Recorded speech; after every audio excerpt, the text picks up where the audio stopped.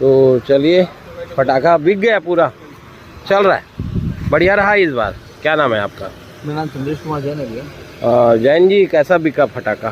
पटाखा तो बढ़िया दिख रहा है भैया, अभी मस्त चल रहा है। ठीक है अभी। हाँ, और कोई स्पेशल इस बार आया है कुछ? कई सारी चीज़ें नई नई आई इस बार। जैसे 500 शॉट अपने पास खत्म हो गया।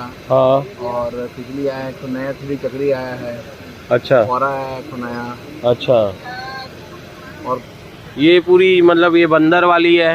हाँ, ये तो नया आइटम आया हुआ है। नया आइटम है। और क्या नया आइटम ये? एंड्रॉइड है, अल्टीमेट है।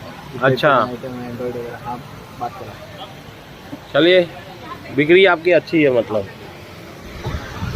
तो अपन और आगे चलते हैं और देख रहे हैं, आपको दुकान दिखा रहे हैं हम पटाखे की। और ये बहुत बड़ी दुकान है।